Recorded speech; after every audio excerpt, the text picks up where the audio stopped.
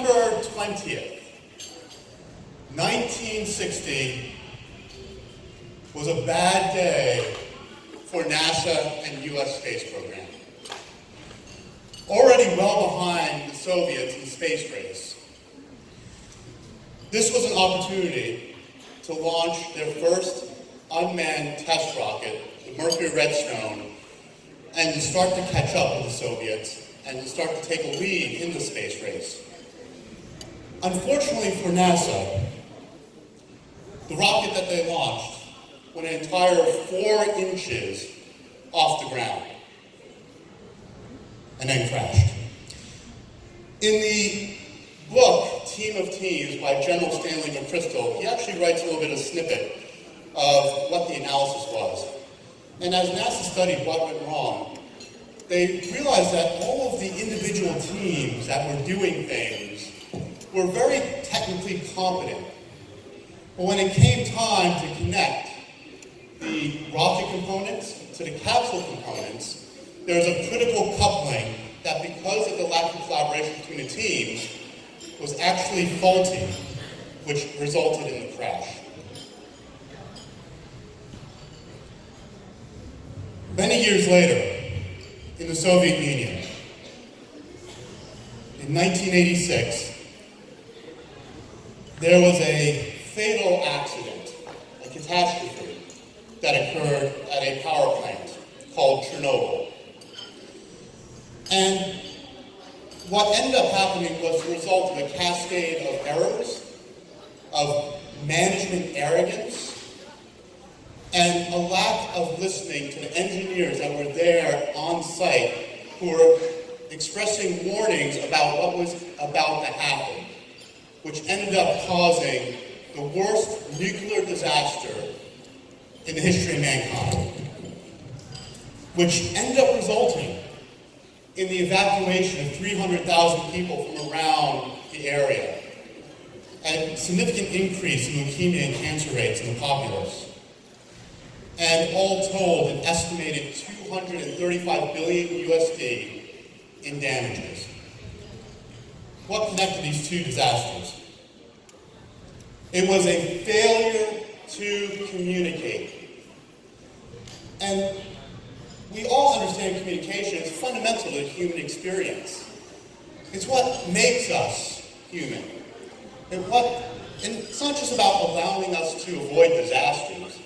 It's allowing us to solve problems, learn faster, share ideas, so that we can actually invent the future and evolve as a species. And so we are built to communicate. And conversely, we're not programmed to be alone. And in this one case, Chuck Nolan, dedicated FedEx employee, was doing an outstanding job. Unfortunately, had an accident above the Pacific Ocean, plane crash. He was the only survivor, washed up on shore. His only friend being a face painted on a volleyball. Some of you may recognize this as the movie Castaway. Great movie, by the way.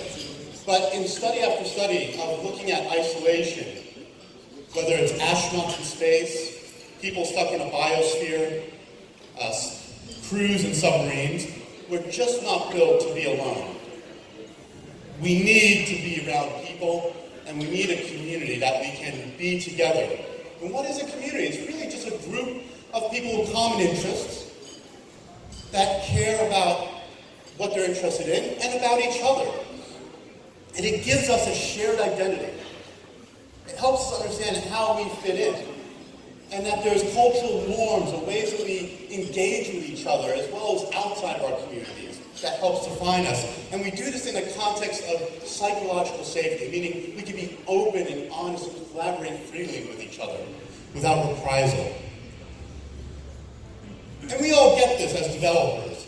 Even though people maybe outside that room that aren't developers think we're a bunch of like geeks and loners, but that's not the case at all. In fact, if you look at things like the open source community, we are very much collaborative. And what's interesting is, I think as a profession, in terms of what we do, we're probably the most collaborative. And when you dig down and look at the three streams of work that we do as software developers, we recognize that there's a creation mode where we're sitting there and we're really banging out the code and we're doing our testing. Oftentimes that's in isolation, but maybe we do that in pairs. Then there's the ideation mode, when we take ideas and concepts and we're molding those into logic and structures that we'll later write in code. And then there's problem solving, that's pretty self-explanatory. But those last two, ideation and problem solving, are very much collaborative. And we understand fundamentally that the best solutions come about when we can talk to others and collaborate and communicate. And we see that in the various open repositories. We see that on sites like Stack Overflow and GitHub. We understand collaboration. And that's great in the public sphere. But when you start to try to introduce this concept of community inside organization, inside your company, sometimes it feels like you're the lone person in the forest. You hear crickets in the background. People are like, that's a good idea, and then that's it.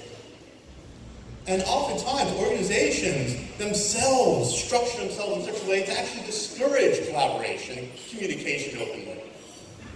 So for the rest of this talk, I want to share some of the insights that I've learned at my time at Stack Overflow, share some of the things I'm doing actually now in my new company, DEVBIZOPS, to help companies to develop these communities inside organizations, and the things I've learned over the years in building other sorts of communities in other types of fields. And it starts with some core ingredients. What are those ingredients? Well, I want to start with a story of participation and my pursuit of internet millionaire dreams. So I decided to move out to California from New York City back in the dot-com 1.0 era. And yes, I am aging myself. But I went out there, I didn't have any friends or connections, but one day I'm walking along, I'm going down Golden Gate Park, and then there's this group of guys, they call me over and they need an extra person for the 5-on-5 flag football team. I'm like, sure, I have nothing better to do. And it was a really good decision because I met some great people. And then over the ensuing weeks, it was 7-on-7, 9-on-9, 11-on-11, and then it was one weekend where we're out there in the field, I'm running a route, and I'm about to catch a football, and at that moment where I'm thinking I'm going to have touchdown glory, I get pummeled by 5 people at once. And that essentially ended my flag football dreams. By the way, I did not become an internet millionaire, so just as an aside. But it taught me an important lesson about participation. And that's important to get it right. We know fundamentally when we have too many people involved, it's just too crowded. It's like trying to get on the subway during rush hour in Tokyo, or maybe just getting around traffic here in Manila any time of the day. It just doesn't feel good. But the other side of that is when there's too few people involved. There's no energy. It's not exciting. It's like, why am I here? Oh my God, I'm exposed. I feel very lonely here. And we know that neither are good situations, and community is very much the same way. It's kind of like a market of participation, and we want to get that participation right in order to create a good, strong community. But the foundation of that, it's about trust. And I often talk about this idea of building a trust layer so that people feel that they can contribute and collaborate openly and honestly with each other. I often hear people say, we need everyone involved. We're going to build this community, everyone has to get involved.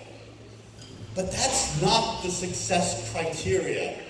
Success is in the growth of value created within the community. Let me repeat that. Success is the growth of value created within the community. So how do we go ahead and create that value? It starts with true fans.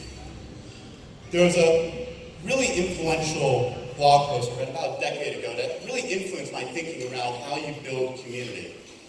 It was called 1,000 True Fans. And we all recognize that there's the Beyoncés, Jay-Z's of the world. They have millions of followers and fans, and they're uber successful.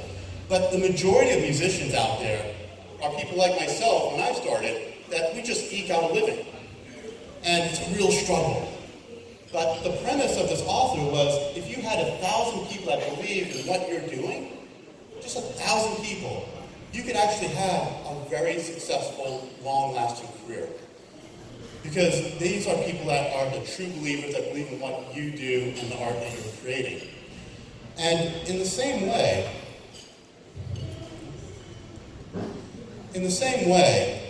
when we think about a group of people that come together, whether it's those 1,000 or even when we think about millions, there's a lot of people. What does that actually look like realistically? If you think about sites like Twitter, Twitter has 330 million active users on a monthly basis, but only 70% of them actually ever get involved. They just read news. And an even greater percentage never even post a single tweet. Another example is Stack Overflow. Who here has heard of Stack Overflow? Anyone? Oh, okay. There's a few hands went up. But we have about 50 to 60 million users every month, give or take. Of that, how many are actually active? 500,000. That means people that post a question, an answer, a comment. And of that number, on a daily basis, we get anywhere between 5,000 to 6,000 questions per day. Well, William Hill of AT&T Labs in the 90s coined this term participation inequality to help understand this dynamic of how these communities actually take shape and who gets involved. Years later, in the social media era, they call this the 1% rule, or the rule of 99-1.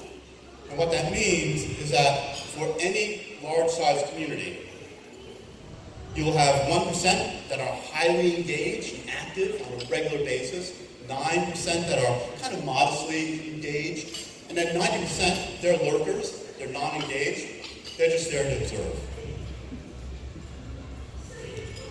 Now you might be thinking to yourself, oh, wow, that's a small percentage, Mark. How is that a community?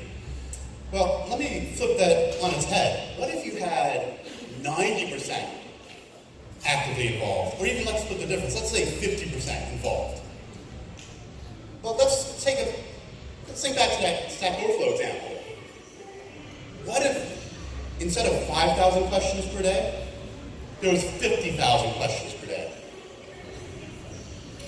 That would sound pretty chaotic. The site probably would spin out of control pretty quickly. A good friend of mine who runs a developer engagement at a large Canadian bank once shared with me that his opinion of their social collaboration platform was a dumpster fire of gibberish.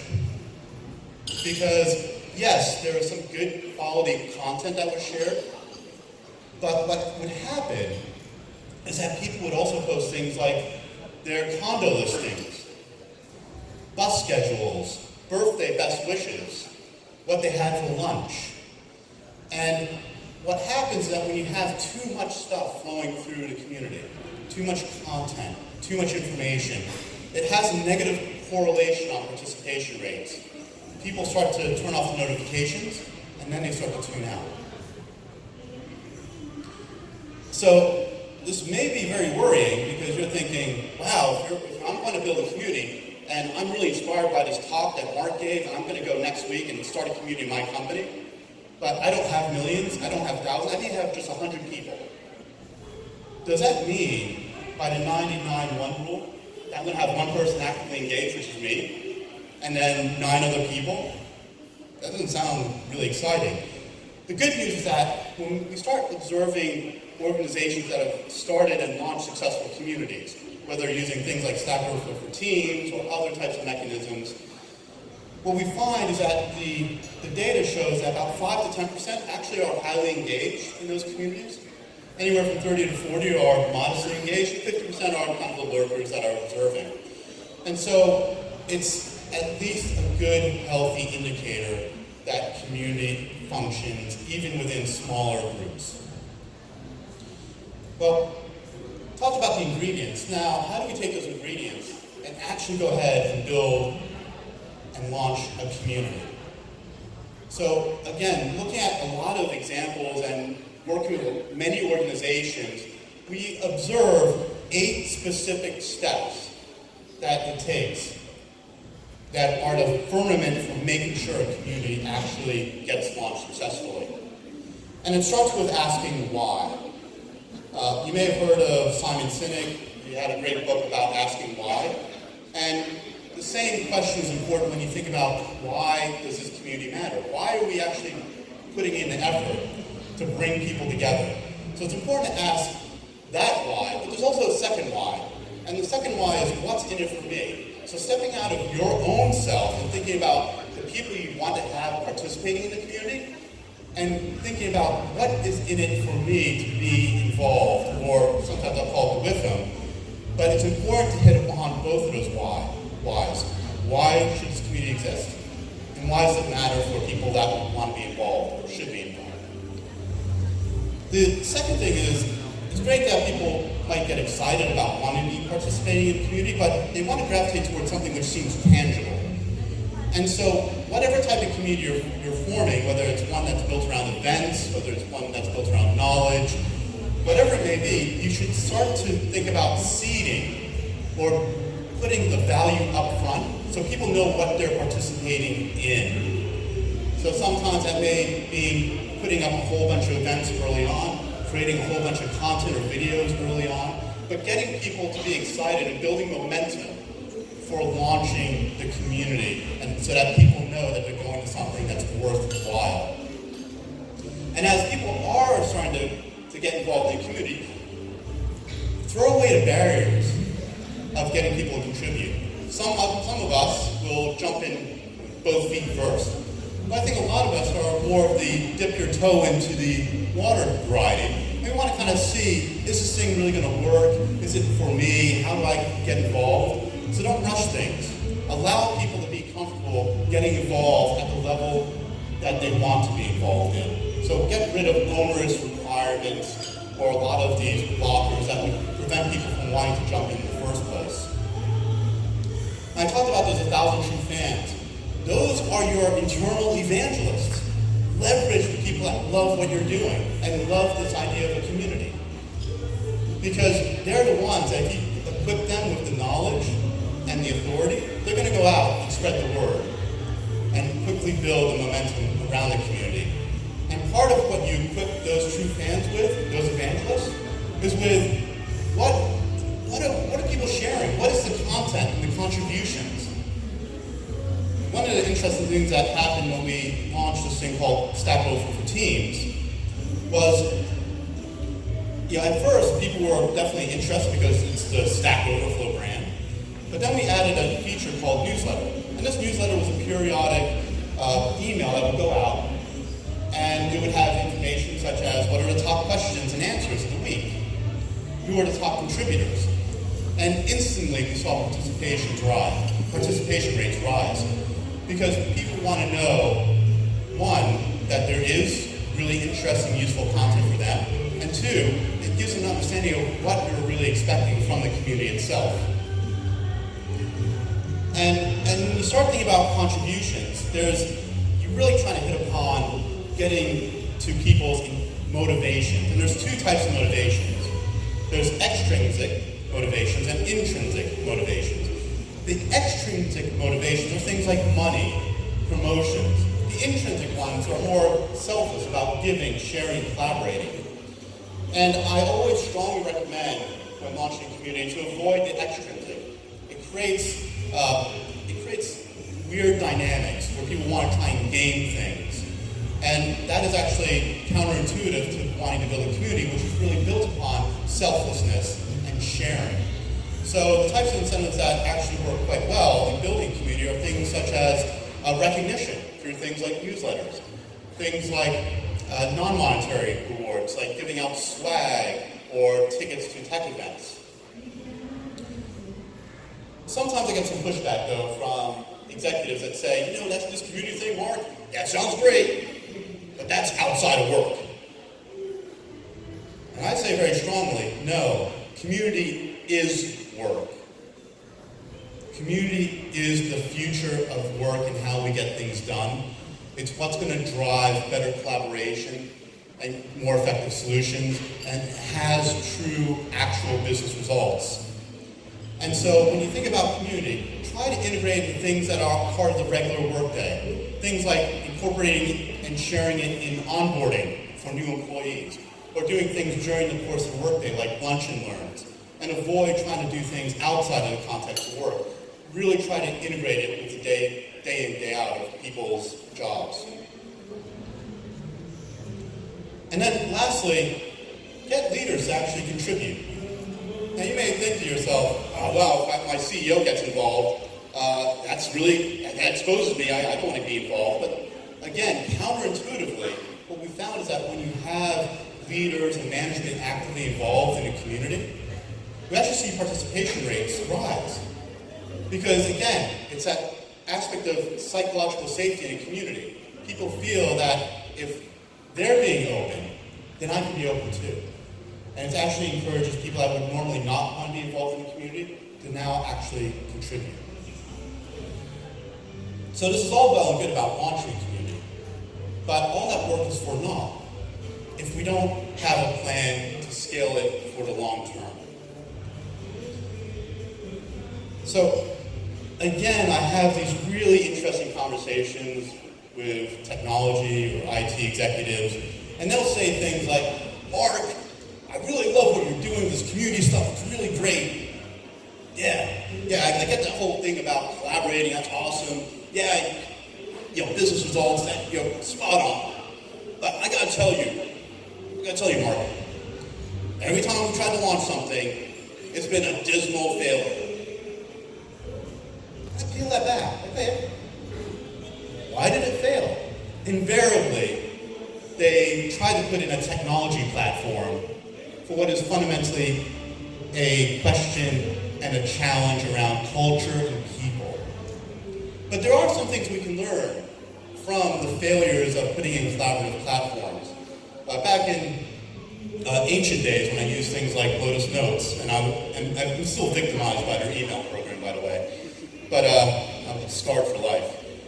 But it was just a really awful user experience. And even though it was a quote-unquote collaboration platform, there was no collaboration going on. Then Microsoft got in the game. This is no diss on Microsoft, but they tried to use SharePoint as a collaborative platform. Also not great. People rejected it and only used it because management dictated its use. And then, in kind of years closer to all of us here in the room, except me, because I'm rather old, but there was a lot of these newer tools that came on the scene, SaaS-based, better user experiences. Even Facebook got in the game with a workplace product. But time and time again, when we look at the actual participation rates, what we see is that there's not a lot of engagement or adoption. There's absolutely no community being formed on these platforms. And it hits upon a couple of key reasons, one of which being, why are people even contributing in the first place? Why would I want to be part of this when it's an empty database? It's kind of like a chicken and egg problem. Yeah, I'll use it if there's stuff there, but there's nothing there, so I'm not going to use it. Well, an interesting case study in this is Facebook. So, what was Facebook when it first launched? It's very simple. It was a student database, or directory, where students could message each other. And it hit upon a fundamental fear of every student that goes on the college campus, which is, will I make friends? And automatically, like wildfire, the Facebook became an instant success on Harvard's campus. Then, the folks at Facebook figured, oh, let's open it up to some other schools around the area. Then they opened it up to anyone who had a .edu email. Then they opened it up to anyone in the US. Then a country by country basis, and then the globe, and then they got to 2 billion active users. So what are lessons learned from that experience? One, Facebook nailed the why for students. But the second one is a little bit more subtle. They actually launched in a very stepwise, deliberate approach. Social networks like Facebook are actually manifestations of this concept called Metcalfes Law, created by a gentleman by the name of Robert Metcalfe, who was the inventor of the Ethernet, founder of 3Com, and his hypothesis was that the value of any networked system is n squared, with n being the number of nodes within that network. And to kind of give us a little bit more of a tangible example, think about two computers networked. Not that interesting. 5, 10, 100, 1,000, 1 million. What about billions of connected devices globally? Well, my friends, that's called the internet, and I think we understand the value of what the internet is. And so that is essentially what Metcalfes Law was saying, is that as you add more and more things into a system, the value grows exponentially. And take that to the extent of people, the more people you add to the network, the greater the value that's created. And so when I've worked with companies in building communities, I've coined this term called the 50, 500, 5,000 principle. And what this principle says is not about the magnitude it's not about the numbers.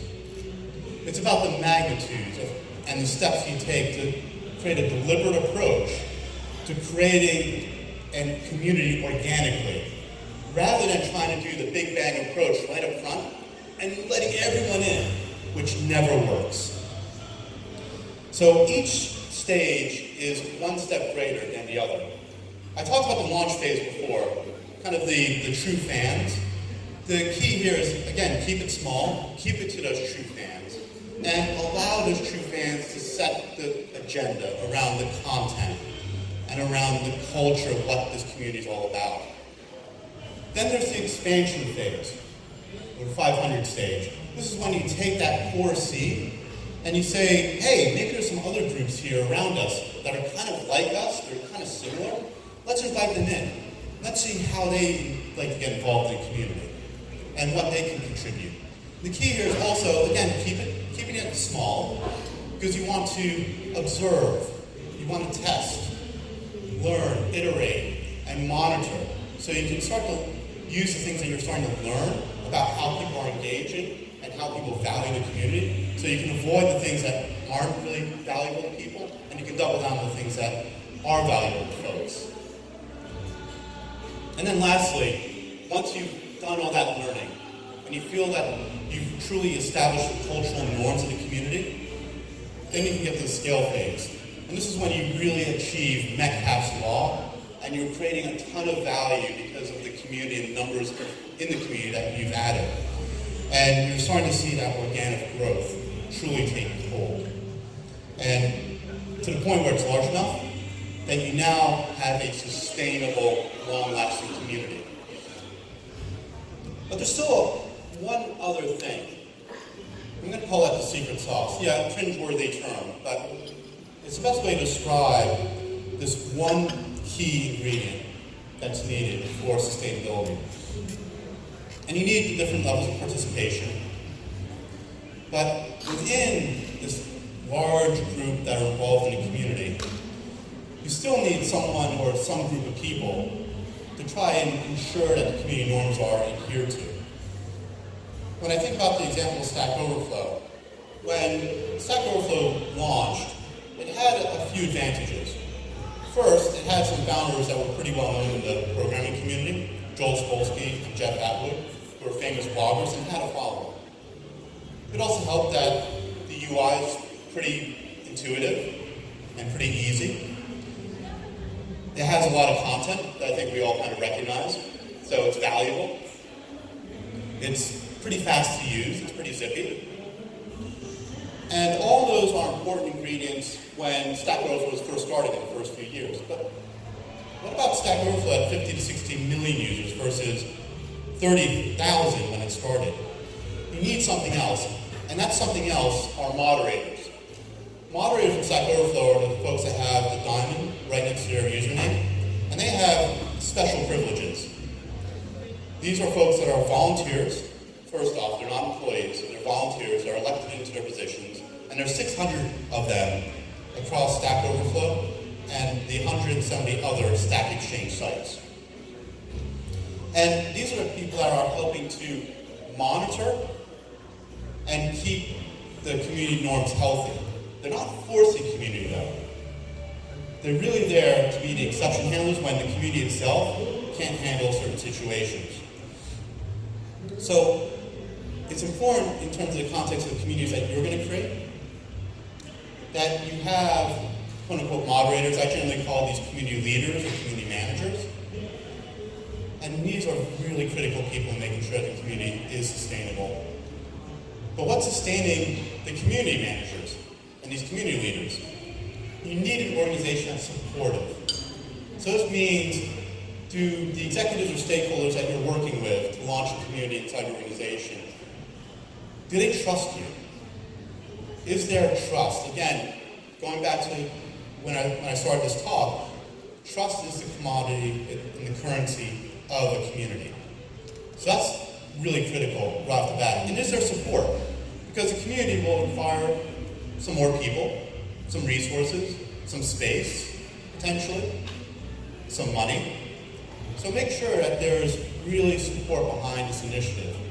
And that you're also provided agency. And what do I mean by agency? It's basically that you are the person that's on the ground, you know what's going on in the community, and that you're empowered to make decisions for the community. The flip side of that is accountability. And this is not accountability from the school of bad management where people get blamed. This is the good type of accountability, where we recognize and provide a safe environment to make mistakes and understand that mistakes are ways of learning, growing, and improving what we do in terms of growing the community. And if you have trust, support, agency, accountability, then you have autonomy to take the vision of the community, the mission of the community, and truly advance it and scale it and continue to have it grow. And that's the most mature level of community. So this whole conference, we're here today around the theme, moving beyond innovation. So what is community in terms of innovation? And my hypothesis is that community is actually a core ingredient around innovation. I'm going to share a story of one organization that's seen the power of community to create and drive innovation. And it's a story of a bank. They were moving into the digital space. They're highly innovative. And they went ahead and created an open banking API. Their development teams around this API, building products, though, were really challenged. There wasn't a lot of sharing going on. They worked very much in a federated, siloed manner. And so they were creating things over and over and over again. They weren't learning from the mistakes of other teams. And the result was that product was pretty slow to get out the door. They were missing deadlines. They brought in Stack Overflow because of our expertise around building communities, and because we had a platform that could enable them to start to collaborate and share knowledge across the organization, across teams. And very quickly they saw that, first, email and messaging decreased significantly. Why? Because people weren't relying upon those channels to try and share information over and over again. They had one place, one repository of trusted information that they can then put in one place and share across all the teams. The second thing that happened is that because now there was that repository of shared trusted knowledge, now teams could actually collaborate, and they can understand what other teams were doing and working on. And they can ask questions, and they can learn from those experiences to build product faster, to get more reuse of code or ideas, concepts, methods, processes that ultimately led to a 20% increase in the speed of which you're able to deliver product to market. A 20% improvement in getting product out the door. And that was a huge, huge business outcome for the bank, and really proved the value of what a community can do and how it can be transformative.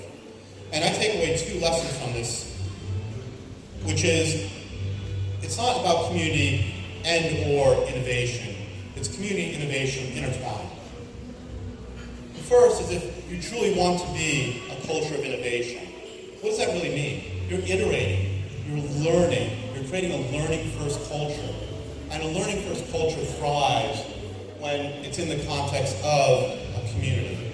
And the second learning is that a community ultimately is an exchange of value. It's an exchange of trusted value. In this case, in the context of knowledge.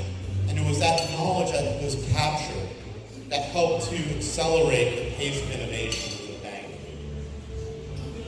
And so, I would say, when you start to think about, is community worthwhile? Is it a worthwhile endeavor for me to engage in?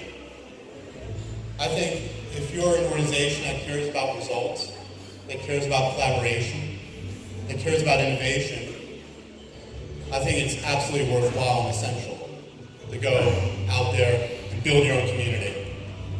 I'll be around afterwards.